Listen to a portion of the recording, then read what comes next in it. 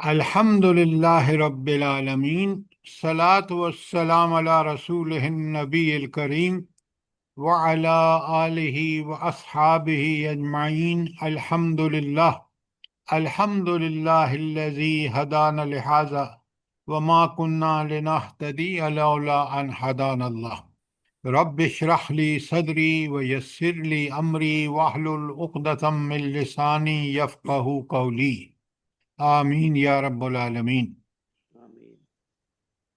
ہم نے سورہ حامیم سجدہ جو 41 نمبر پر ہے وہ ہم نے شروع کی تھی، اور پہلی آیت جو ہے اس کی تشریح میں ایک دن لگایا۔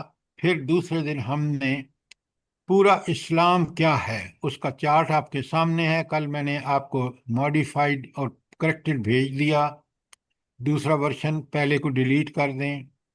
کوئی سوال آپ کا ہو اسلام کے بارے میں، یا وہ جو آیات اس کے بیک پہ دوسرے پیج پہ لکھی ہیں اس میں کوئی بھی سوال ہو آپ کا، تو آپ ضرور پوچھیں تاکہ چیزیں ہمیں کلیئر ہو جائیں۔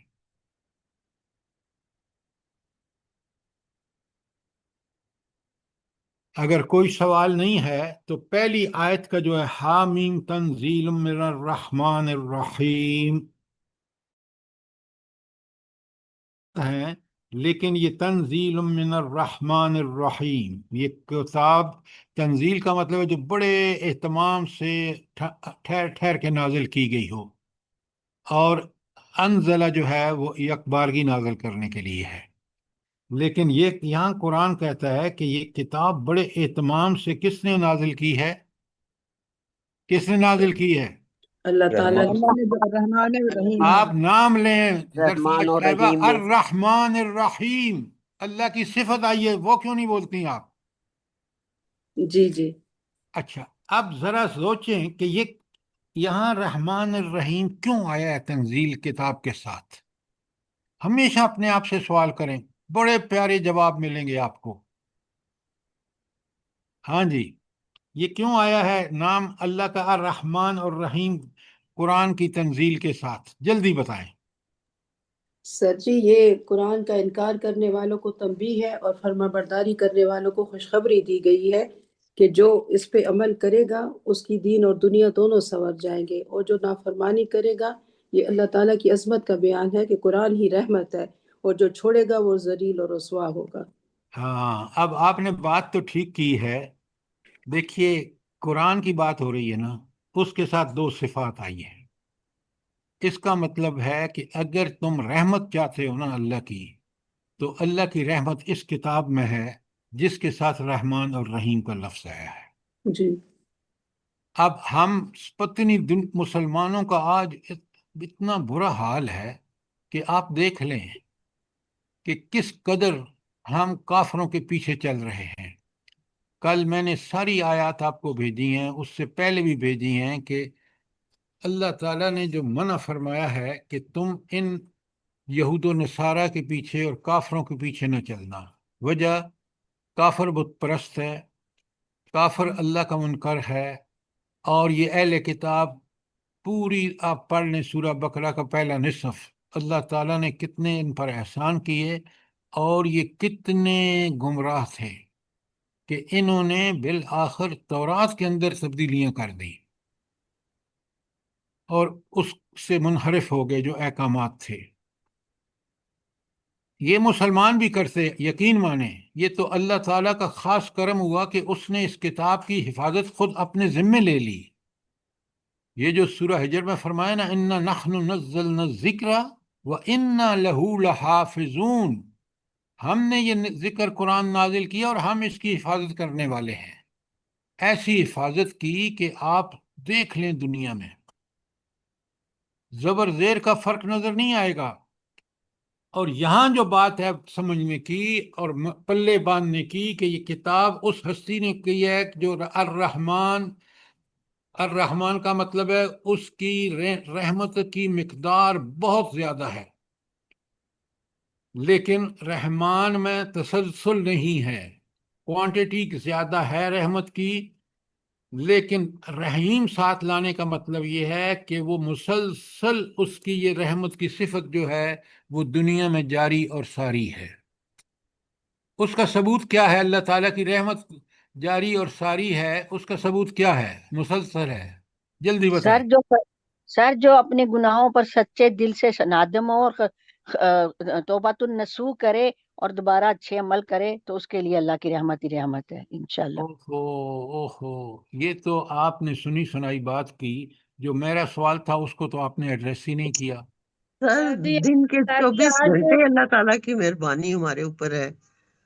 ہم جو سانس لیتے ہیں، جو کھاتے پیتے ہیں، سب کچھ کرتے ہیں، اللہ تعالیٰ کی مہربانی، صحت، تندرستی، سب کچھ۔ آپ تو مسلمان ہیں نا، کافروں کے لیے بھی اللہ تعالیٰ رحمان اور رحیم ہے، سمجھ رہے ہیں بات؟ اس لیے او بھائی ابھی اس کو چھیڑو مت، زوم کو۔ جی چھیڑ رہے ہیں آپ، ادھر آ رہا ہے میرے پاس۔ اچھا، تو اصل میں بات یہ ہے کہ اس کا رحمان اور رحیم ہونے کی سب سے بڑی دلیل ہے کہ وہ دنیا میں کافروں کو بھی بالکل رزق دے رہا ہے، ساری سہولتیں دے رہا ہے، بدرجہ اتم دے رہا ہے۔ یہ ہے اس کی رحمتوں کی۔ آواز آ رہی ہے؟ جی سر۔ جی جی سر۔ اس کو چھیڑو مت۔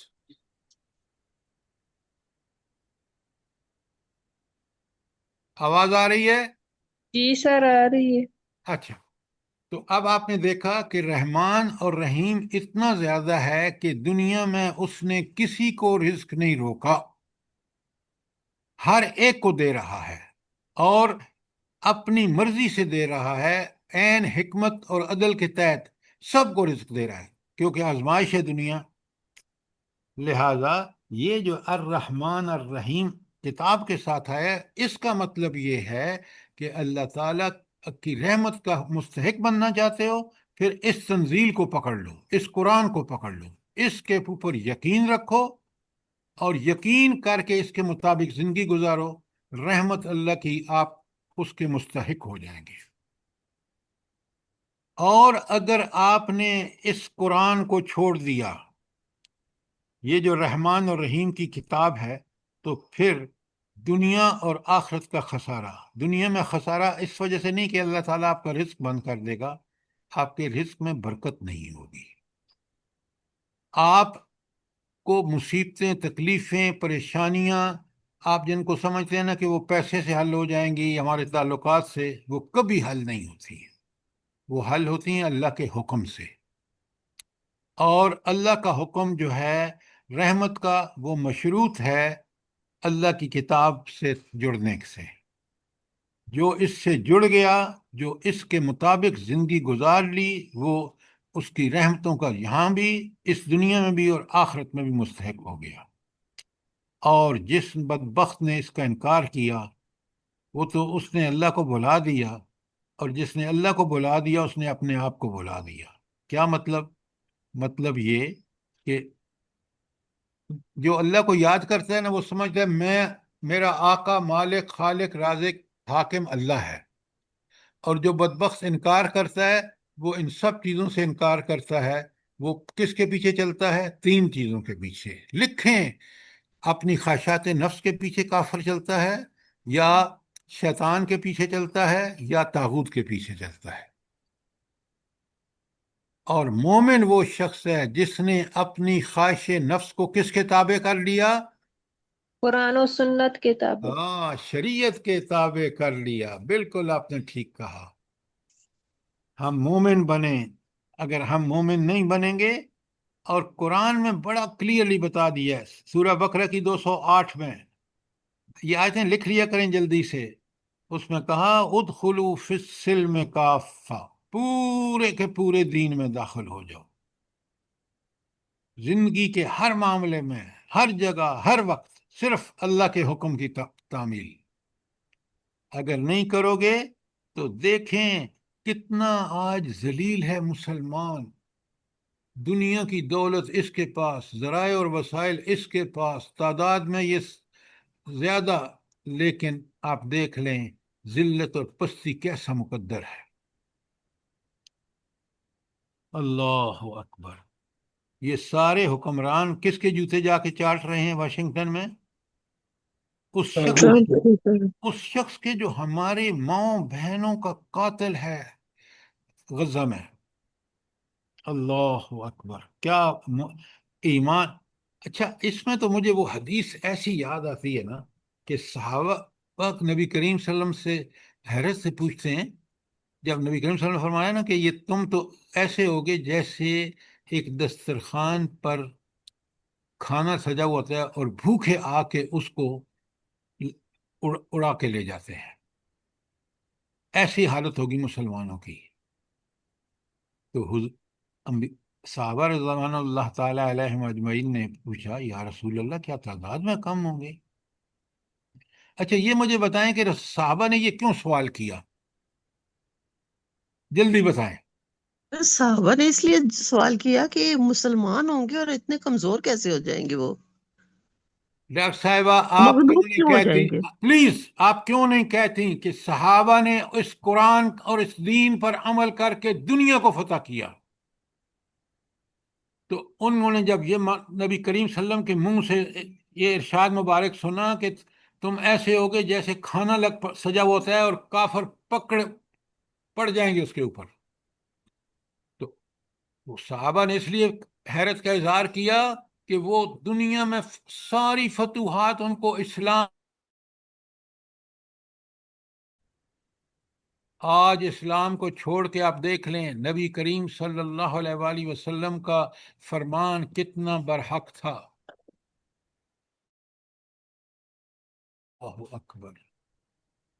یہ جو پچھلے دنوں انہوں نے حرکت کی ہے نا، ٹرمپ آیا مڈل ایسٹ میں، تحفے تحائف تو انہوں نے بے پناہ دیے، دولت تیل کی ان کے پاس تھی، ان خبیثوں نے عورتوں کی عزت کو بھی پامال کیا۔ آپ کو پتہ ہے نا، جو آپ نے دیکھا ہے سوشل جی میڈیا سر، پہ کہ جی سر، اللہ اکبر، اللہ اکبر۔ اگر آپ اس اللہ کے دین کی اس طرح دھجیاں اڑائیں گے تو وہ آپ کو ذلیل و رسوا کر کے رکھ دے گا۔ اب ان کو ہوش آئی ہے کہ یہ تو نیتن ہاؤ کا جو گریٹر اسرائیل کا پلان ہے، اس میں تو مکہ مدینہ بھی شامل ہے، اس میں تو مصر بھی شامل ہے۔ پتہ ہے نا آپ کو مصر کو کیوں کلیم کرتے ہیں یہودی؟ جلدی بتائیں کیوں کلیم کرتے ہیں؟ موسیٰ علیہ السلام ہاں، حضرت موسیٰ علیہ الصلاۃ والسلام وہ کہتے ہیں یہ یہودیوں کے پیغمبر تھے، یہ وہاں رہے اس لیے ہمارا مصر پر حق ہے۔ اچھا، اور مدینہ منورہ کو کیوں قبضہ کرنا چاہتے ہیں؟ یہاں سے نکالے گئے تھے سر، وہاں سے نکالے گئے تھے، صلی اللہ علیہ وسلم نے نکالا تھا ان کو۔ ہائے ہائے، یہ جو باتیں آپ کرتے ہیں نا بڑی سپرفیشیل ہے۔ 3 قبیلے آباد تھے، بنو قریظہ اور بنو نذیر، اور تیسرا کون سا تھا؟ بنو بنو قینقاع۔ بنو قریظہ۔ یہ آپ کے فنگر ٹپس پہ نکالے گئے تھے، حضور نبی کریم صلی اللہ علیہ وسلم کے وقت پر یہ تینوں قبیلے نکالے گئے تھے۔ جنرل بات مت کیا کریں، قرآن بڑا اسپیسیفک ہے۔ اس لیے یہودی کہتے ہیں کہ مدینہ بھی ہمارا ہے۔ تو گویا آپ دیکھ لیں اللہ تعالیٰ نے محمد بن سلمان کو بھیجا اور وہ بدبخت وہ سارے کام کر رہے جو یہودیوں کی ضرورت ہے۔ اللہ اکبر۔ تو رحمت جو ہے وہ اللہ کی مشروط ہے اس کتاب کے ساتھ، اس لیے لکھا کہ تنزیل من الرحمن الرحیم۔ اگر عزت چاہتے ہو تو اس قرآن کو اپنا رہنما بنا لو، اس رسول کو اپنے لیے نمونہ بنا لو، تمہیں سب کچھ مل جائے گا، دنیا اور آخرت کی عزتیں تمہارا مقدر ہو جائیں گی۔ اور اگر اس کو چھوڑو گے تو پھر ذلیل و رسوائی سے کوئی چیز تمہیں بچا نہیں سکے گی۔ حدیث آپ کو کئی دفعہ سنائی ہے، ان اللہ یرفع بہذا الکتاب اقواما، اللہ تعالیٰ اسی کتاب کے ذریعے قوموں کو رفتیں اور ترقیاں عطا فرمائے گا، وَيَدْعُ بِهِ آخرین، اور اسی کتاب کو چھوڑنے کی وجہ سے بعض دوسری قومیں ذلیل و رسوا ہوں گی۔ پوری تاریخ اس پر گواہ ہے۔ اچھا، اس میں تو ہم نے یہ 41 نمبر آیت ہے قرآن میں، سورہ حامیم سجدہ، اور 40 میں ہم نے پڑھا ہے جو سورہ مومن ہے، اور اس میں ہم نے پڑھا ہے کہ اللہ تعالیٰ فرماتے ہیں کہ تنزیل کتاب من اللہ العزیز العلیم۔ یہ سب میں بتا چکا ہوں، یہ صرف ریویژن کے لیے ہے کہ اللہ تعالیٰ کہتے ہیں کہ یہ کتاب اس ہستی نے اتاری ہے جو العزیز بھی ہے اور العلیم بھی ہے۔ اچھا، العزیز اور العلیم کیوں آیا ہے قرآن کے ساتھ؟ قرآن ہی سے بتائیے، جب جس کوئی صفت کسی نسبت سے آتی ہے تو اس نسبت کو خود سمجھتے ہیں۔ جی سر جی اگر قرآن کو نہیں مانو گے، قرآن پہ عمل نہیں کرو گے تو اللہ تعالیٰ زبردست ہے، طاقت والا ہے، تم سے بدلہ لے گا، اور اللہ تعالیٰ علیم بھی ہے، اللہ تعالیٰ کو علم ہے تمہاری ہر حرکت کا، جاننے والا۔ اس نے اپنے، آپ بات ٹھیک کہہ رہی ہیں، اس نے اپنے علم پر وہ کتاب نازل فرمائی ہے کہ جو دنیا کی بہترین کتاب ہے، دنیا کی کتابوں کا اس سے کوئی تقابل نہیں ہے، اور اس کو، اس نافرمانوں کو سزا دینے سے کوئی روک نہیں سکتا، اس لیے کہ وہ غالب ہے، اور منکرین کو اللہ تعالی عذاب دینے میں کوئی کمی نہیں کرے گا، اس لیے کہ اس کو کوئی روک نہیں سکتا، وہ العزیز ہے۔ کوئی سوال اللہ تعالیٰ کی صفات اور آیت الہی سے ان کے تعلق کے حوالے سے جلدی کرے، ورنہ میں آپ کے سامنے آیت 3 پڑھ رہا ہوں، اور آپ نے ایک ایک چیز کو سمجھنا ہے، سوالوں کے جواب دینے ہیں آپ نے۔ اللہ تعالیٰ فرما رہے ہیں کتاب فصلت آیاتہ، یہ ایسی کتاب ہے جس کی آیات خوب کھول کھول کر بیان کر دی گئی ہیں۔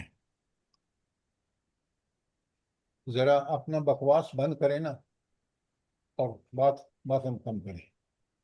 جی، تو یہ آیتیں کھول کھول کر بیان کی گئی ہیں، کیا مطلب ہے اس کا؟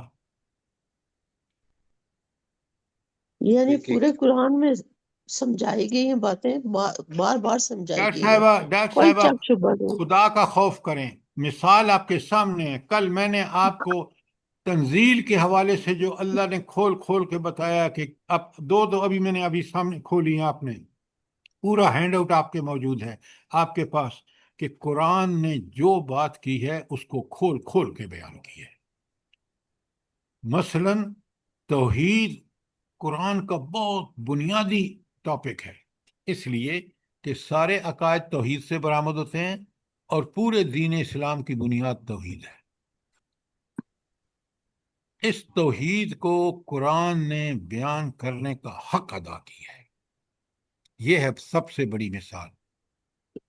اسی طرح رسالت ہو، آخرت ہو، احکامات ہوں، یہ تو ہو گئی کتاب فصلت آیاتہ قرآن عربی۔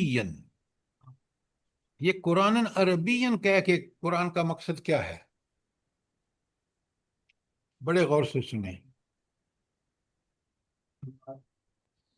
میں نے کیا کہا ہے؟ باتیں مت کرو، جب قرآن پڑھ رہا ہو تو قرآن سنتے ہیں۔ اچھا، اب قرآن عربی، عربی قرآن جو عربی زبان میں ہے، یہ خاص کر احسان اللہ جتا رہے ہیں عربوں کو کہ یہ تم پہلے مخاطب ہو، کیونکہ محمد الرسول اللہ صلی اللہ علیہ وسلم عربی ہیں، تمہاری زبان عربی ہے، اور عربی فصحی وہ زبان ہے کہ جس کی کوئی اور زبان کمپیٹ نہیں کر سکتی۔ کاش آپ سب لوگ عربی جانتے تو آپ یہ بات سمجھتے۔ تو عربوں کو خاص کر اللہ تعالیٰ کہہ رہا ہے کہ تمہیں تو اس میں کوئی دقت نہیں ہونی چاہیے، کیونکہ اس تمہاری زبان میں ہے، اچھا، اسی میں آیت 44 میں اسی صورت میں آگے اللہ تعالیٰ کہتے ہیں وَلَوْ جَعَلْنَاهُ قُرْآنًا أَعْجَمِيًّا، اگر ہم قرآن کو کسی اجمی زبان میں نازل کرتے، لقالو تو پھر یہی عرب کہتے لولا فصلت آیاتہ، اس کی آیات کھول کھول کر کیوں نہیں بیان کی گئی ہیں، اعجمین و عربین، کلام اجمی اور مخاطب عربی، اس وقت تم کہتے، لیکن جب خود تمہاری زبان میں آئے تو کتنا بڑا احسان ہے کہ اللہ وہ کتاب جو رحمان اور رحیم نے نازل کی ہے اس کو زبان بھی وہی ہے جو آپ کی زبان ہے۔ اچھا، اس کے بعد ایک بڑا دو الفاظ کا آیت کیا ہے، لِقَوْمٍ يَعْلَمُونَ، کیا مطلب ہے اس کا؟ جلدی بتائیں۔ اس قوم کے لیے جو جاننا چاہتی ہے، کیا جاننا چاہتی ہے؟ قرآن، قرآن کے تعلیمات، مضمون، احکامات، واقعات، لیکن ہیں کس کے لیے؟ کس کے لیے ہیں؟ جو عقل قومی والے ہیں، جو سمجھتے ہیں، جو لِقَوْمٍ لذات کے ہیں۔ يَعْلَمُونَ، وہ جو جاننا چاہیں، اس حق کو جاننا چاہیں، اس رحمان اور رحیم کی تنزیل کو جاننا چاہیں، وہ ان کے لیے یہ کتاب ہے۔ جو نہ جاننا چاہیں، جو اس کا منکر ہوں، ان کے لیے آگے کتنے دو الفاظ ہیں، ایک ایک لفظ کو دیکھیں نا، کہ اللہ کہہ رہے ہیں یہ ان لوگوں کے لیے جو جاننا چاہیں۔ آپ یقین مانیں اس قرآن کو سمجھنے کے لیے آپ عربی زبان تھوڑی سی سمجھ لیں، پھر اگر اس کے زبان نہیں آتی، ترجمے ٹھیک سے پڑھیں سمجھیں، تو بالکل آپ کے دل کی بات ہے قرآن۔ قرآن وہ آپ کو جو سمجھا رہا ہے نا، چاہے وہ اخلاق ہوں، عبادات ہوں، معاملات ہوں، عقائد ہوں، بالکل فطری ہے۔ تو اس لیے لِقَوْمٍ يَعْلَمُونَ، یہ ان لوگوں کے لیے جو جاننا چاہیں کہ اس کتاب میں کیا ہے، ان کو سمجھنے میں کبھی دقت نہیں ہوگی۔ آپ دیکھ لیں کس قدر آج دنیا میں مسلمان ہو رہے ہیں اور اس کتاب کی سمجھ کی بات ہو رہے ہیں۔ تو یہ تو پہلی بات تھی، کتاباً فصلت آیاتہ، پھر تھا قرآناً عربیاً، اور اب آ گئی ہے لِقَوْمٍ یعلمون۔ یہاں تک کوئی سوال ہو آپ کا؟ اللہ اکبر، آگے جو دو لفظ ہیں، بشیرم و نذیرہ، یہ قرآن بشارت دیتا ہے۔ یہ صرف واز کی کتاب نہیں ہے کہ بس بڑھ کے اور زبان سرانی کر کے اور لمبی لمبی باتیں بحثیں کر کے، نہیں، یہ قرآن بشیر ہے کن کے لیے؟ جو اس کا علم رکھتے ہوں، جو اس کے مطابق عمل کرتے ہوں، ان کے لیے بشارت دیتا ہے، دنیا اور آخرت دونوں کی۔ اور نذیراً، اور ان لوگوں کو جو اس کا انکار کریں ان کو ڈراتا ہے، ان کو تنبیہ کرتا ہے کہ تم دنیا اور آخرت میں ناکام ہو گے۔ آپ آج بھی دیکھ لیں، فرد ہو یا کوئی قوم ہو، جس نے اس کے لیے خوشخبری اگر ہے تو قرآن کے مطابق آج آپ کے ملک میں کوئی دیانتدار، امانت دار، سچا، قوم کا ہمدرد، انسانیت کا ہمدرد نہیں مل رہا، اس لیے کہ ہم نے اس قرآن پہ عمل نہیں کیا۔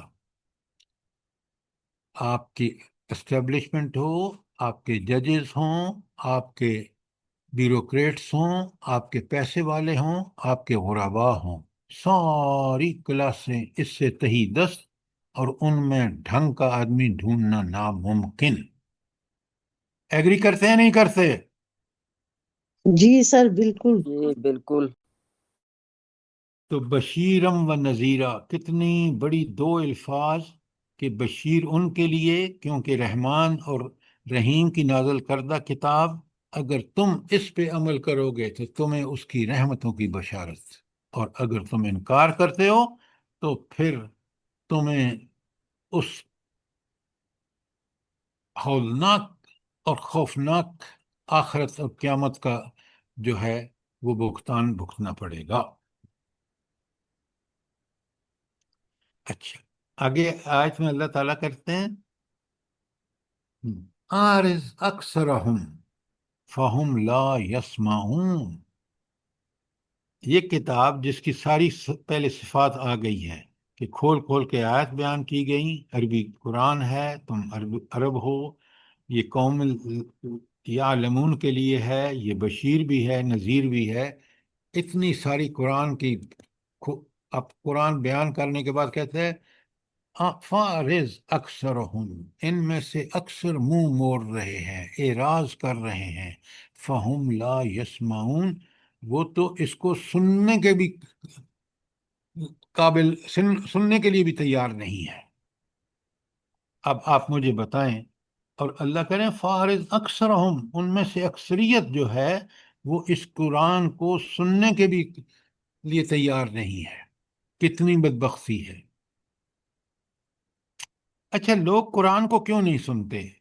ذرا اس کی ہمیں اپنے آپ سے سوال کرنا چاہیے کہ یہ جو قرآن کہہ رہا ہے، اور ہمارا مشاہدہ بھی ہے، آپ دیکھ لیں دنیا میں مسلمانوں کو دیکھ لیں. سر جی خواہشات کو چھوڑنا پڑتا ہے نا، اس لیے نہیں سنتے. بالکل سر آپ انہوں نے اپنی مرضی پہ چلنا ہے تو پھر قرآن پاک تو ایسی باتیں اچھا، کہتا ہے. ابھی سنیں بڑی غور سے بات، کہ یہ بات آپ کی بالکل ٹھیک ہے کہ وہ اپنی خواہشات کے پیچھے چلتے ہیں.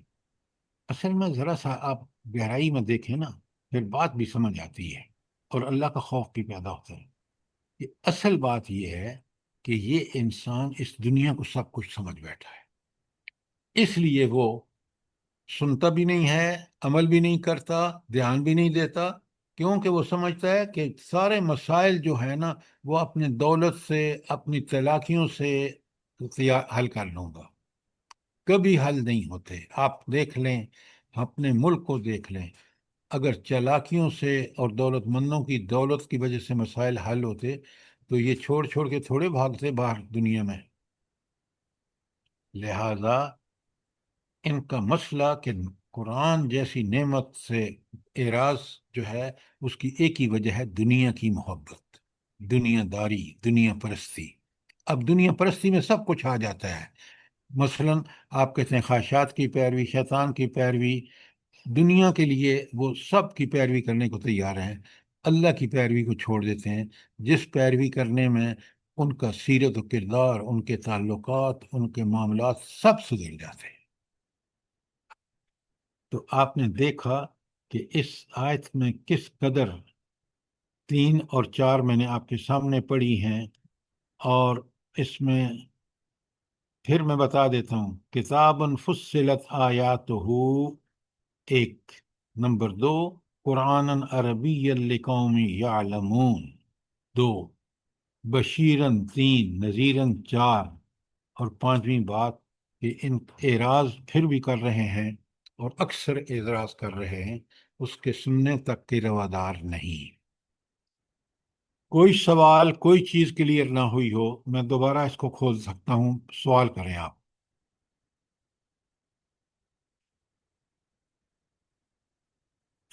بات کلیئر ہے؟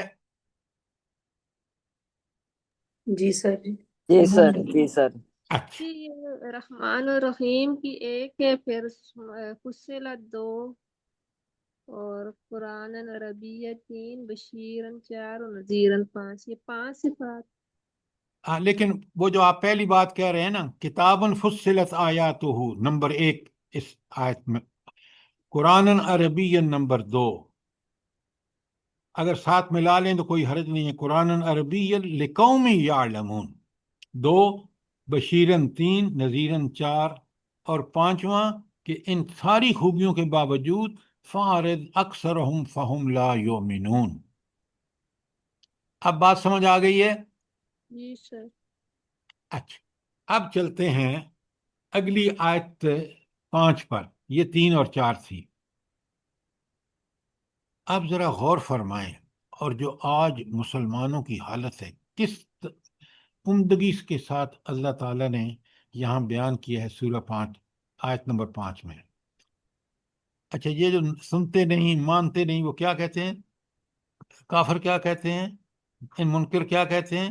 وَقُلُوبُنَا وَقَالُوا، اور وہ کہتے ہیں، یعنی منکر کہتے ہیں قلوبنا فی اکنۃ مما تدعوننا الیہ، ہمارے دلوں پر تو غلاف چڑھے ہوئے ہیں اس چیز کی وجہ سے جو جس کی طرف تم بلا رہے ہو۔ ہم نے تو دلوں پر غلاف چڑھا لیے ہیں، اس لیے جو مرضی یہ کہتے رہو، ہمیں کوئی فرق نہیں پڑتا۔ یہ دل کی بات کیوں کی ہے؟ سننا پورے توجہ کے ساتھ، توجہ دل سے ہوتی ہے، تو کافر جو ہے وہ اس کی توجہ اتنی دنیا پرستی پہ لگی ہوئی ہے، اتنی شیطان کے پیچھے اتنا لگا ہوا ہے طاغوت کے پیچھے کہ حکمرانوں کو فرصت ہی نہیں ہے، تو ان کے دلوں پر غلاف چڑھے ہوئے ہیں، دل اس کی طرف متوجہ ہے، اللہ کی طرف متوجہ نہیں ہے۔ پہلی بات کہ دل کی اہمیت کو سمجھیے، یہاں بہت اہمیت ہے۔ میں جب اللہ تعالیٰ سے اپنے دل سے متوجہ ہوتا ہوں، آپ یقین مانیں میری ساری خوشیاں لوٹ آتی ہیں کہ میں اس کے ساتھ جڑ گیا ہوں جو اس پوری کائنات کا مالک ہے، جس نے میری حفاظت اسی کے ذمے ہے، میری پرورش اس کے، وہ میرا رب ہے، مالک خالق حاکم ہے۔ جب میں اس سے جڑ جاتا ہوں میں بالکل محفوظ ہو جاتا ہوں۔ لیکن اگر میں منکر ہوں نعوذ باللہ، تو منکرین کے لیے اللہ تعالیٰ کہتے ہیں کہ گویا کہ انہوں نے اپنے دل پر غلاف چڑھا رکھے ہیں، وہ دل اللہ کی طرف متوجہ ہو ہی نہیں سکتے۔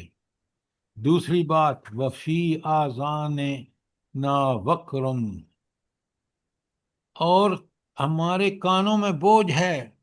یہ کانوں میں بوجھ کا مطلب کیا ہے؟ یہ ایک محاورہ ہے کہ ہمارے کان اتنے بوجھل ہیں کہ تمہاری بات نہیں سن سکتے، ان میں ڈاٹ لگی ہوئی ہے۔ ذرا غور کریں منکرین کی کیسی کیفیت قرآن نے بیان کی ہے، کتنی پیاری۔ دنیا کی ہر آسائش کے لیے ان کے کان کھلے ہوئے ہیں، وہ سننے کے لیے تیار ہیں، لیکن وہ اللہ کی بات جو برحق ہے، چاہے وہ عقائد کے بارے میں ہے، اخلاق کے بارے میں ہے، معاملات کے بارے میں ہے، وہ سننے کے لیے تیار نہیں، ان کے کان میں ڈانٹ لگی ہوئی ہے۔ اور کہتے ہیں وَمِن بَيْنَنَا وَبَيْنَكَ حِجَابٌ، اور تمہارے اور ہمارے درمیان تو ایک پردہ ہے، وہ پردہ کراس ہی نہیں کرنے دیتا اللہ کے نبی صلی اللہ علیہ وسلم کی۔ یہاں یہ بات یاد رکھیں، یہ قرآن کے نزول کے وقت نبی کریم صلی اللہ علیہ وسلم کو حکم دیا جا رہا ہے کہ ان کافروں کا یہ حال ہے، اور آپ دیکھ لیں آج مسلمانوں کا بھی یہی حال ہے۔ تو تمہارے جی اور سر ہمارے بالکل۔ درمیان پردہ ہے، فَعْمَلْ إِنَّنَا عَامِلُونَ، اور کافر کہہ رہے ہیں تم جا حضور نبی کریم صلی اللہ علیہ وسلم، تم جاؤ اپنا کام کرو، ہم اپنا کام کر رہے ہیں۔ یعنی ہم تو دنیا پرستی کو نہیں چھوڑیں گے، چاہے تم دعوت دو یا نہ دو۔ یہ تھا کس قدر قرآن کھول کے بیان کر رہا ہے۔ اور آج اپنے معاشرے میں دیکھ لیں، اس وقت کافروں کا حال تھا، مسلمان تو صحابہ اور صحابیات دیکھ لیں کس طرح دل سے متوجہ تھے، کس طرح ان کے کان اللہ کے احکامات کے بارے میں ریسپٹیو تھے۔ ایک ایک آیت دیکھ رہے ہیں آپ، کتنا کھول کے چیزوں کو بیان ہو رہا ہے۔ اللہ اکبر۔ اچھا، تو یہ تھا نبی کریم صلی اللہ علیہ وسلم کی دعوت کو قبول نہ کرنے والوں کا معاملہ، جو انکار کر رہے تھے۔ کوئی سوال آیت نمبر 5 کے بارے میں؟ شاباش۔ اچھا، آیت 6 اور 7، کل، اب ان ساری صورتحال میں اللہ تعالیٰ اپنے نبی صلی اللہ علیہ وسلم کو کہہ رہے ہیں کہ کہو، اعلان کرو، انما انا بشرم مثلکم، میں تمہاری طرح کا انسان ہوں، جس گوشت پوشت کے جو احساسات، جذبات، جیسا دل، زبان تمہارے پاس ہے میرے پاس بھی ہے، لیکن بڑا فرق ہے ایک نبی اور ایک عام انسان میں۔ نبی بالکل اس انسان کی طرح، تو فرق کیا ہے بھلا؟ جلدی بتائے۔ نبی کو وحی کی جو جاتی ہے کہ اور وہی شاباش شاباش، یوحا الیہ، یہ بہت بڑی بات ہے۔ میں تو ان کمیونیکیشن ہوں، مجھے تو وہی آتی ہے، احکامات میرے پاس آتے ہیں، کس کے؟ اللہ کے۔ وہ وہی کا مطلب ہی یہی ہے کہ اللہ کا پیغام وصول کر کے آگے لوگوں کو بتاتا ہے۔ تو نبی صرف انسان، ہم جیسا انسان نہیں، وہ اللہ کا بہت ہی قریب انسان ہے۔ تو میں ہوں تو انسان تمہاری طرح کا، یوحی الیہ، اللہ اکبر، اللہ اکبر۔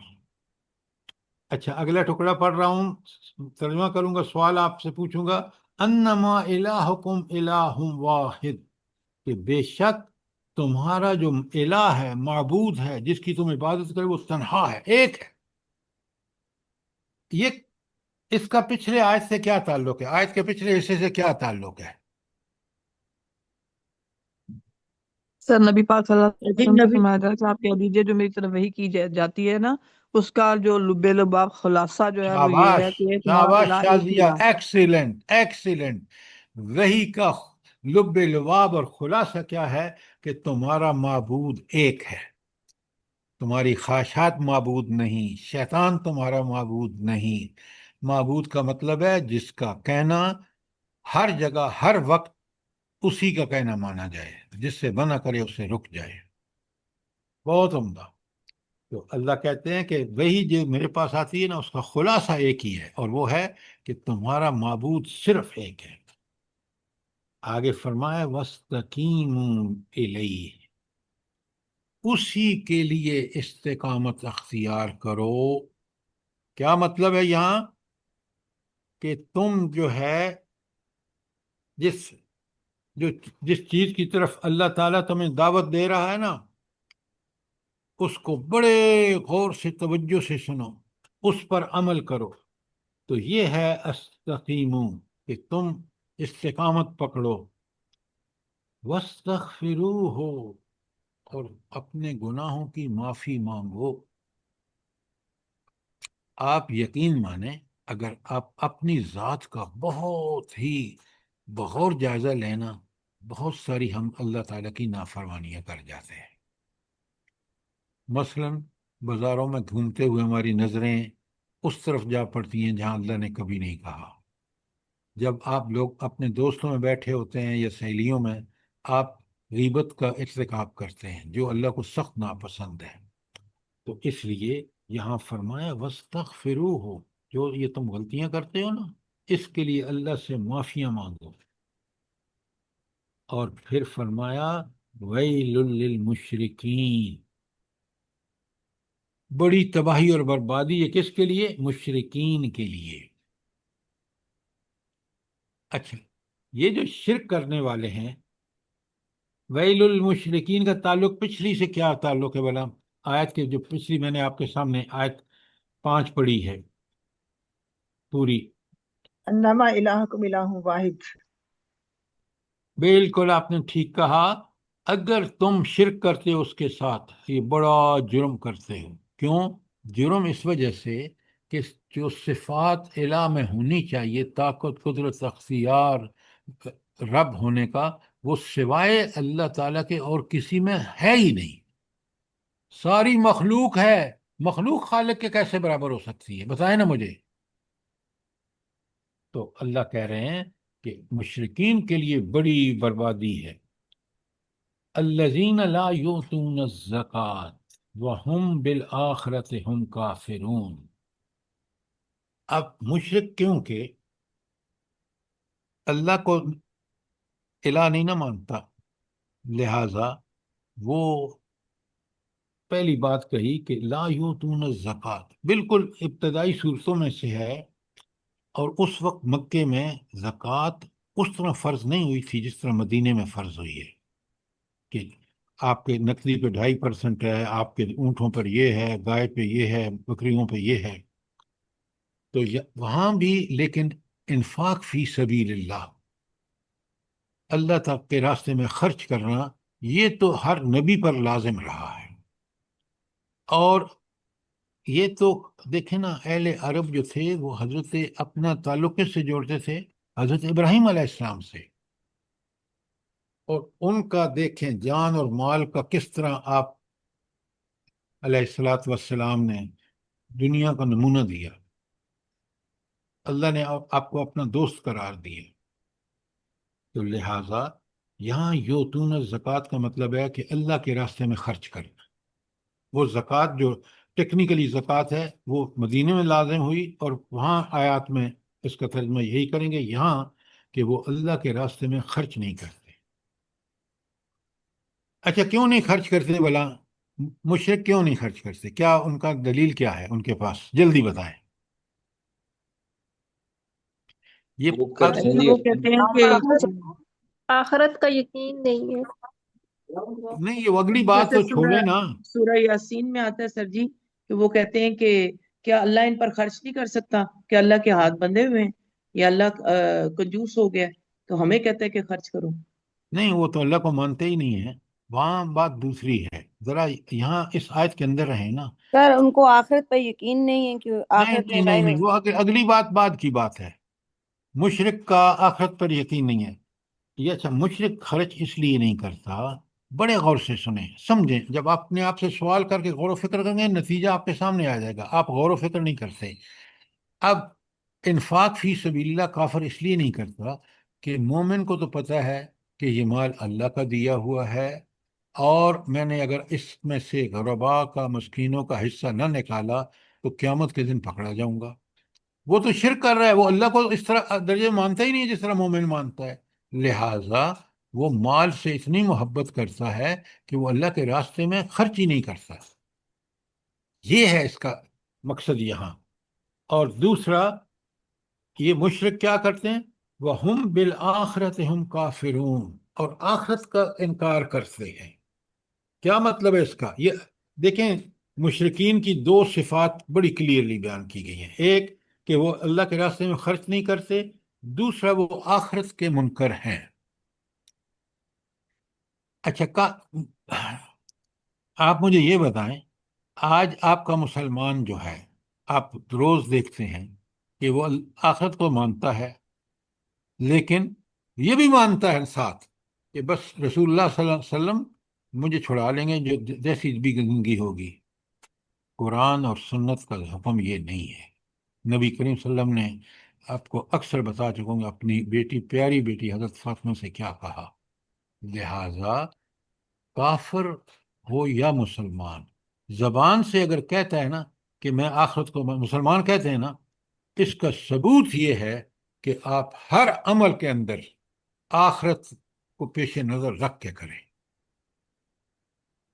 کہ میرے چھوٹا سا چھوٹا گناہ ہوگا یا چھوٹی سی چھوٹی نیکی ہوگی، وہاں اکاؤنٹ فار ہوگی آخرت میں. سورہ اکثر آیتیں پڑھی ہیں میں نے آپ کے سامنے. وَمَن يَعْمَلْ مِثْقَالَ ذَرَّةٍ خَيْرًا يَرَهُ، نیکی کا ذرا برابر ہی وہاں موجود پائے گا اپنے اعمال میں. وَمَن يَعْمَلْ مِثْقَالَ ذَرَّةٍ شَرًّا يَرَهُ، برائی بھی کی ہوگی ذرا برابر تو وہاں موجود ہوگی. اب یہ جو مسلمان ہے نا، یہ آخرت کو اس لیے نہیں مانتا، زبان سے کہتا ہے لیکن اس لیے نہیں مانتا کہ اس کے اعمال اس آخرت کے نتیجے میں نہیں ہو رہے. یہ کر اپنی مرضی رہا ہے، جبکہ آخرت کے اللہ نے بتا رہے کامیاب وہ ہوگا کہ جس نے فمن اتبع خدایا فلا خوف علیہم ولا هم یحزنون والذین کفروا وکذبوا بآیاتنا اولئک اصحاب النار. یہ سورہ بقرہ کی آیت 38-39 بتا رہا ہوں. جب حضرت آدم اور ابلیس کا واقعہ تو اللہ نے وہاں فیصلہ فرما دیا. لہذا اگر آپ آخرت کو مان کے اور جھوٹی سفارشوں کا، جھوٹی شفاعت کا دعویٰ رکھتے ہیں تو یہ آخرت کو ماننا نہیں ہے. بات اچھی طرح سمجھ لیں. اگر سوال ہے تو کریں. تو آخرت کو ماننا جس طرح قرآن نے بتایا ہے کہ آخرت میں ہر عمل اور ہر نعمت کا حساب ہوگا. بے شمار نعمتیں ہیں. اللہ تعالیٰ فرماتے ہیں وَإِن تَعُدُّوا نِعْمَتَ اللَّهِ لَا تُحْصُوهَا، اگر تم اللہ کی نعمتوں کو گننا شروع کر دو تم گن نہیں سکتے۔ میں اور آپ اپنے جسم کو ہی دیکھ لیں، اس کے پورے سسٹم کو دیکھ لیں، کتنے ڈاکٹر اسپیشلسٹ ہیں ہر حصے کے الگ سے۔ تو اللہ نے ان تمام چیزوں کو کس طرح ہمارے اندر رکھ دیا، اس کے کمالات دیکھیں، پوری کائنات کو بنا دیا، اس کو دیکھ لیں۔ لہذا یہ جو اللہ کے آخرت بالکل انسان کے اپنے، دیکھیں نا، میں اور آپ کیا چاہتے ہیں؟ ایک عام عمل ہو رہا ہے، برا عمل ہو رہا ہے، تو میں اور آپ کیا چاہتے ہیں؟ بتائیں مجھے۔ عدل انصاف ہونا چاہیے۔ ہاں، عدل اور انصاف، حق۔ تو اگر یہ نہیں ہے تو دنیا جہنم زار آپ کے ملک میں بنی ہوئی ہے، اور اگر عدل و انصاف ہے تو مدینے کی ریاست ہے جو نبی کریم صلی اللہ علیہ وآلہ وسلم کے زمانے میں اور خلفائے راشدین کے زمانے میں تھی۔ تاریخ آج بھی اس جیسا نمونہ مجھے بتائیں کہ کہیں دنیا میں ہو۔ آپ نے ہر چمکتی چیز کو سونا مت سمجھیں۔ اس وقت جو امریکہ کا اندرونی حالات ہیں وہ بہت ہی دگرگوں ہیں، اور اللہ تعالیٰ نے کبھی برائی کا اینڈ اچھا نہیں ہوا۔ مجھے بتائیں تاریخ میں کسی برائی، کسی کفر، کسی شرک کا نتیجہ اچھا ہوا ہو at the end of the day? کبھی بھی نہیں سر۔ کبھی بھی نہیں۔ جزاک اللہ۔ تو اب آپ نے دیکھا کہ کس قدر یہ آیت 6 اور 7، 6 میں کہا پہلی بار کہ نبی بالکل انسان ہوتا ہے، بالکل اس کی ساری ضروریات بھی انسانوں جیسی، اس کے جذبات بھی انسانوں جیسے، لیکن فرق یہ ہوتا ہے کہ اس کی جو اندر اللہ نے وہ ودیت کی ہے نا، کہ جو نیکی اور بدی کو خوب پہچانتا ہے، وہ اللہ اس کو زندہ رکھتا ہے۔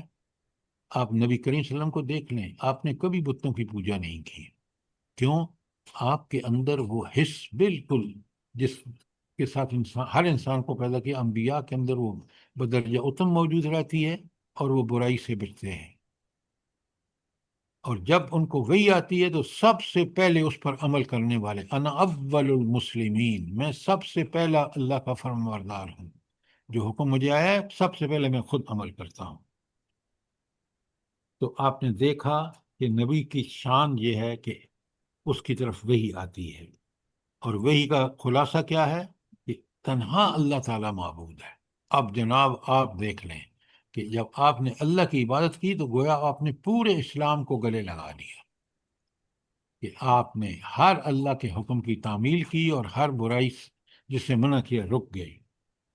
اور پھر فرمایا کہ یہ جو مشرک ہے نا، ان مشرکوں کا آپ کو پہچان یہ ہوگی، نہ تو اللہ کے راستے میں خرچ کریں گے، کیونکہ شرک کی وجہ سے سمجھتے ہیں ہم سارے مسائل، اللہ کون ہوتا، نعوذ باللہ، ہمارے مسائل ہم تو یہ پیسہ، یہ تعلقات، یہ دولت، یہ عہدہ، سب مسائل حل کر لیں گے۔ نہ فرعون کے حل ہوئے، نہ مشرف کے حل ہوئے، نہ کسی اور کے ہوں گے۔ حل اللہ انہی کے کرتا ہے جو نیک ہوں۔ آپ حضور نبی کریم صلی اللہ علیہ وسلم کو دیکھ لیں، صحابہ صحابیات کو دیکھیں، تبع تابعین کو دیکھ لیں۔ تو یہ، اور دوسری بات کہ آخرت کا ان کو آخرت سے منکر ہوتے ہیں۔ کوئی سوال آیت 6 اور 7 کے حوالے سے؟ شاباش، جلدی کریں۔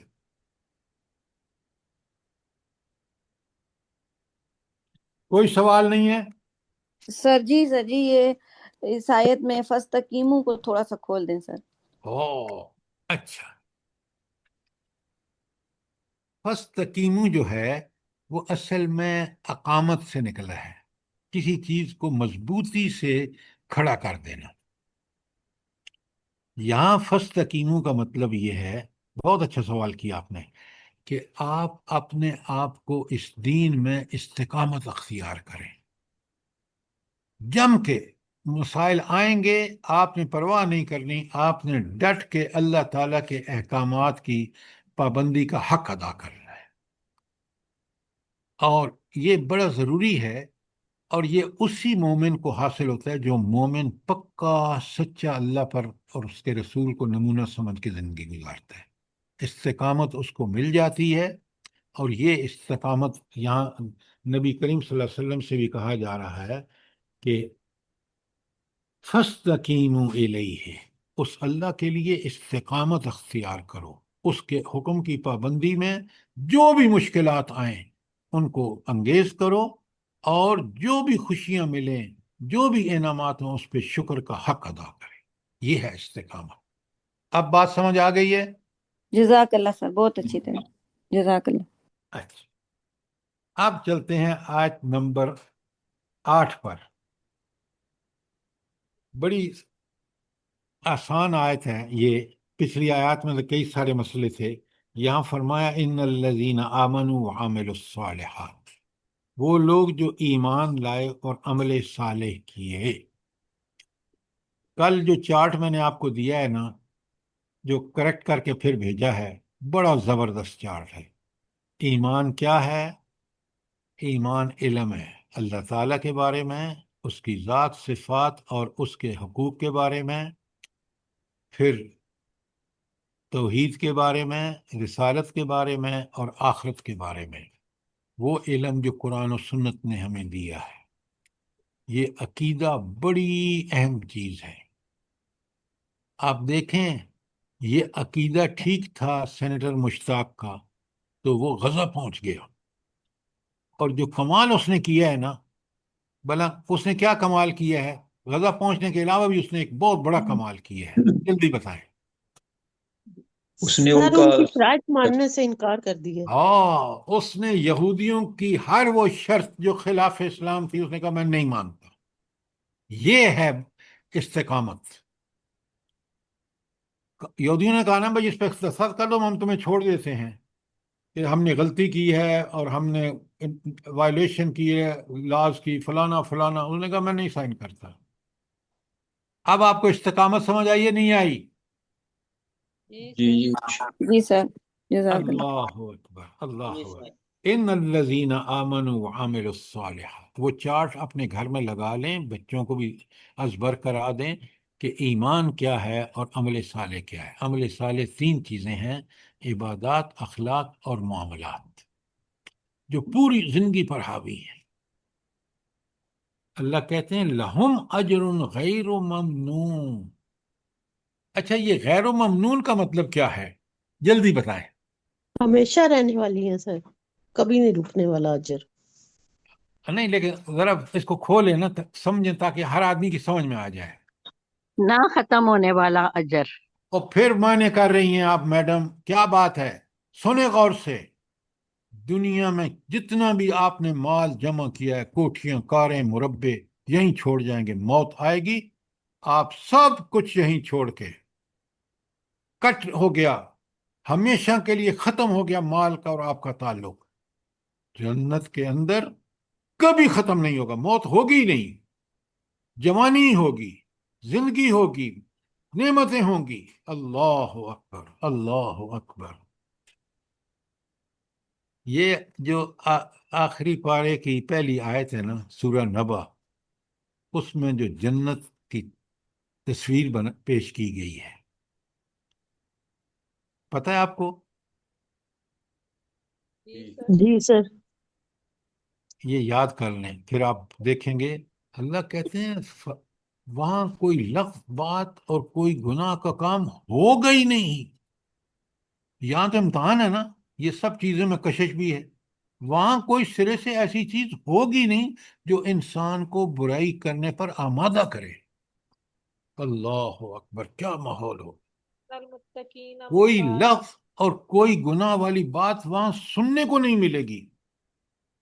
جنت کوئی ایسی چیز نہیں ہے، جنت تو ایک اللہ کی بہت بڑی نعمت ہے، جو اللہ بندہ کہے گا کہ اللہ یہ تیرے فضل سے ملی ہے، اللہ تعالیٰ اسے کہے گا یہ تیرے ایمان اور عمل صالح کا بدلہ ہے۔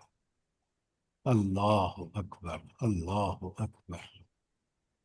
ان الذین آمنوا وعملوا الصالحات لہم اجر غیر ممنون، وہ باغوں میں خزاں نہیں آئے گے، وہ گھروں میں کبھی طوفان نہیں آئے گا، کوئی عذاب نہیں آئے گا۔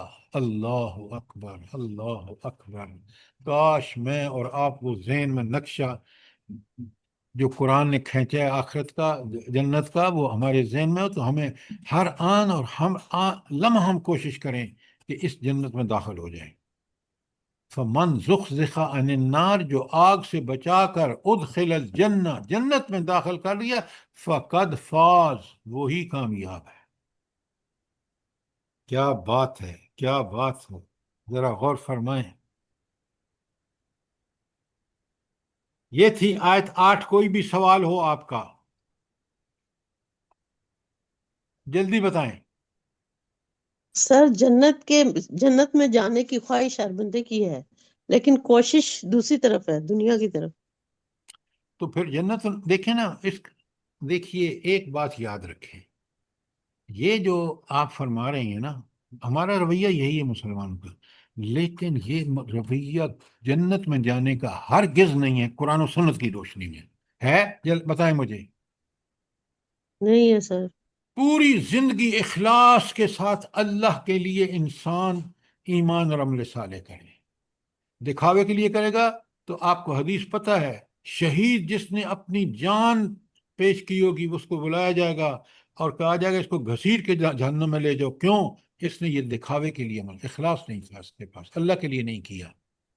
عالم کو اس کا یہی اشر ہوگا۔ تو یہاں بڑی کنڈیشن اسٹرکٹ ہیں، وہ جنت جتنی عظیم اور اعلیٰ اور عرفہ ہے نا، اس کے لیے کوشش بھی اتنی زبردست چاہیے۔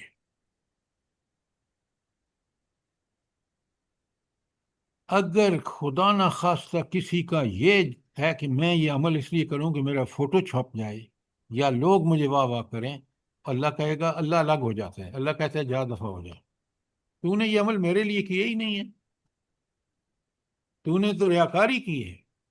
تو اس لیے یہ سب چیزیں بڑی کلیئرلی سمجھیں۔ سر جی فرمائیے۔ سر وہ مائک نہیں کھل رہا تھا۔ میں کہہ رہی ہوں کہ یہ جو ہم لوگ قربانی کی عید پہ قربانی کرتے ہیں تو اس میں کتنا دکھاوا ہوتا ہے، مجھے تو لگتا ہے سب کچھ ضائع ہو رہا ہے۔ اصل میں مومن جو ہے نا، جو قرآن پڑھ کے سمجھ کے نبی کریم صلی اللہ علیہ وسلم کے طریقے پہ چل رہا ہے، آپ کو کوئی حاجی کہے نا تو آپ اسے کہہ دیں بھائی اس نام سے مجھے نام پکارنا، کیونکہ یہ ریاکاری ہے، میں نے اللہ کے لیے کیا ہے، وہ اللہ اور میرا معاملہ ہے۔ قربانی جس شخص نے اپنے بچوں کو اور اس جانور کو پوری طرح یہ بات ان کے ذہن میں رکھ دی کہ یہ صرف اللہ کے نام کی قربانی ہو رہی ہے اور کسی دکھاوا کا پہلو نہیں ہے، کوئی اس میں کسی قسم کا پہلو نہیں ہے، پھر تو وہ قربانی اللہ کے لیے ہے۔ اگر کوئی بھی پہلو پہ فوٹو بنا کے بھیجے جا رہے ہیں رشتہ داروں کو اور محلے والوں کو کہا جا رہا ہے کہ دیکھو، اور پھر اس کی پرائس کا اور اس کا یہ ساری چیزیں اللہ کے لیے نہیں ہے بلکہ انسانوں کے لیے ہے، یہ بالکل نہیں ہونا چاہیے۔ نماز، روزہ، حج، زکوٰۃ، یہ ساری دعائیں، عبادات، یہ صرف اور صرف اللہ کے لیے ہوں۔ یہ بندے اور اللہ کا معاملہ بڑا کلیئر ہونا چاہیے۔ بالکل صحیح ہے سر۔ اللہ ایک پاک مجھے بچائے ہم لوگوں کو سب کو ایک ان ایسی شرک کرنے والی باتوں سے سر۔ جی فرمائیے آپ۔ آمین۔ مجھے وہ حضرت علی رضی اللہ تعالیٰ عنہ کا واقعہ یاد آ رہا ہے کہ جنگ کے دوران جب وہ ہاں، جب اس نے منہ پہ بدو تھوکا، نے تھوک دیا تھا۔ اللہ اکبر، یہ ہے اخلاص، جی سر۔ یہ ہے اخلاص۔ کیا بات کی ہے انصار صاحب آپ نے کہ حضرت علی اس نے چھوڑ دیا اس کافر کو، جا دفعہ ہو جا، کیونکہ اب اگر میں قتل کروں گا تو یہ اس بات کا ہوگا کہ میں نے اپنی ذات، اپنے غصے کی وجہ سے میں قتل کیا، اپنا میں انتقام قتل کر رہا تھا اللہ کے لیے۔ سبحان اللہ۔ سبحان اللہ، کیسا اس اخلاص کی بڑی پیاری مثال ہے، جزاک اللہ۔ جی سر جی یہ ایسا اخلاق ہم لوگوں میں کیوں نہیں آتا؟ جبکہ ہم پڑھتے ہیں، ہر وقت ان ہم چیزوں کو پڑھتے ہیں، غور نہیں کرتے. میڈم آپ ٹھیک کہہ رہی ہیں، قرآن ہم پڑھتے ہیں، قرآن کو سمجھ کے اس پہ غور و غوض کریں تو اخلاص کا.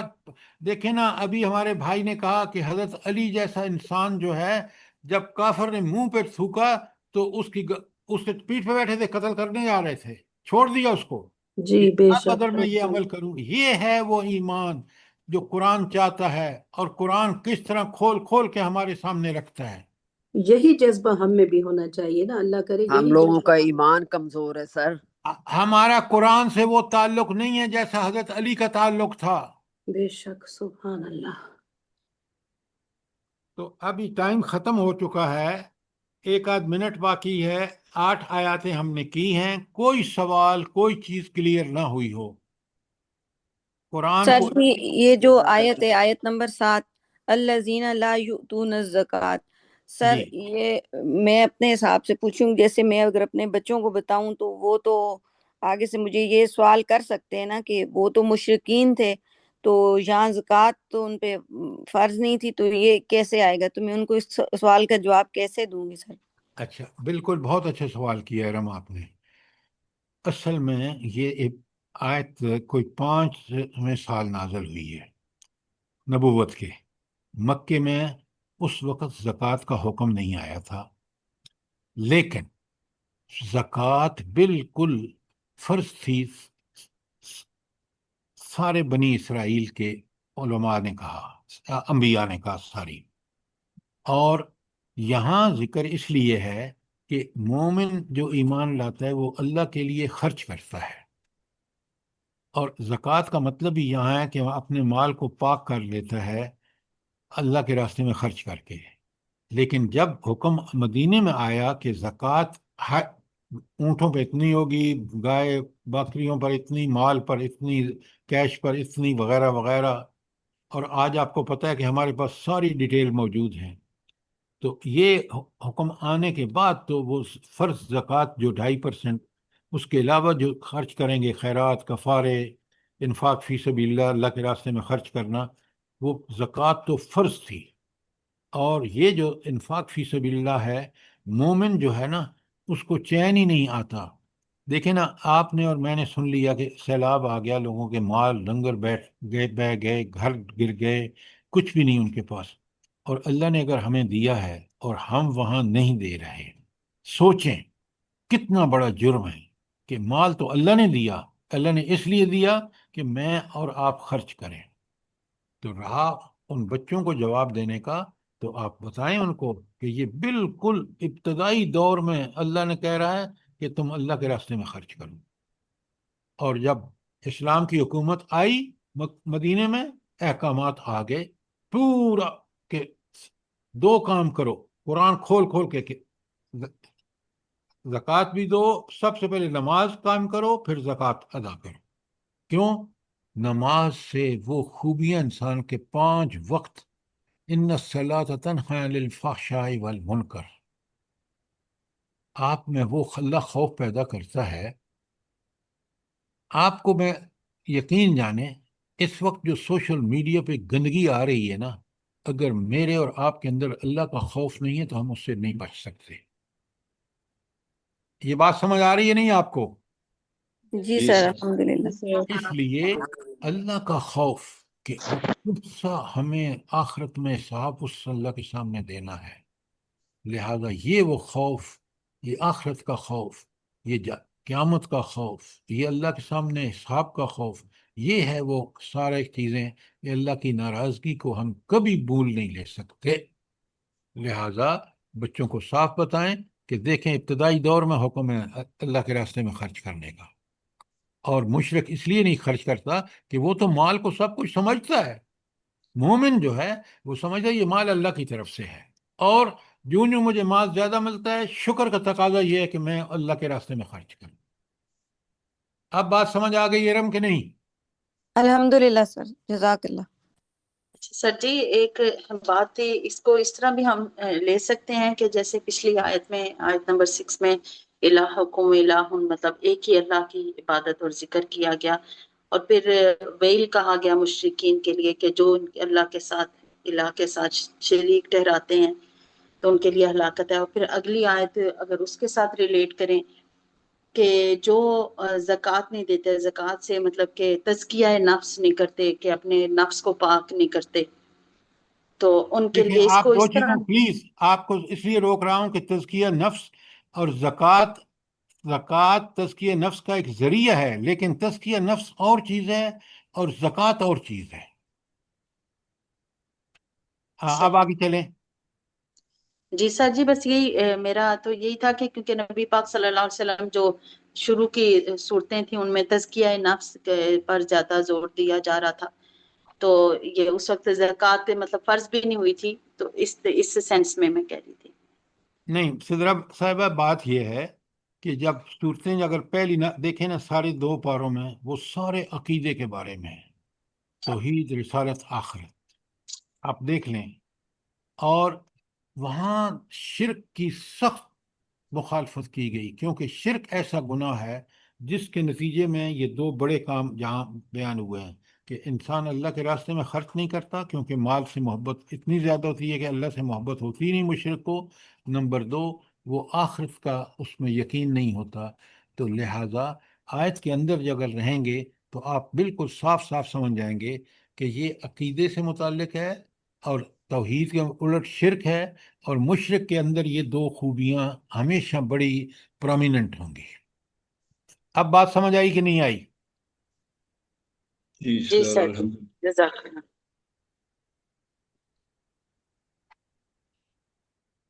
شاباش۔ اور کوئی سوال؟ ربنا تقبل منا انك انت السميع العليم وتب علينا انك انت التواب الرحیم۔ اے اللہ، آمین آمین ثم آمین۔ ہمیں اللہ اس پاک قرآن آپ کو کو ڈیوائڈ کر پڑھنے، دے۔ سمجھنے، اس پر غور و فکر کرنے، اس کی حقانیت کا ٹھیک ٹھیک اقرار کرنا تہ دل سے اور پھر عمل سے، تاکہ ہمیں آخرت میں اے اللہ آپ کی محبت اور شفقت کی وجہ سے ہم جنت میں چلے جائیں۔ آمین ثم آمین آمین۔ آمین آمین ثم آمین۔ جزاک اللہ۔ ساری دنیا کے مسلمانوں کو اللہ پاک ہدایت کے راستے پہ چلنے کی توفیق دے، اور یہ غزہ والوں آمین پہ بھی اپنا رحمت اور اپنا کرم آمین کرے، آمین ثم آمین۔ اور ہم لوگوں کی آمین اولادوں کو بھی نیک کرے۔ آمین آمین۔ جزاک اللہ۔ جو بیمار ہیں ان کے لیے بھی دعا کر دیں کہ اللہ پاک ان کو صحت تندرستی والی زندگی شفا دے، عطا اپنے فرمائے۔ حفظ و امان میں رکھے آمین۔ ہر کسی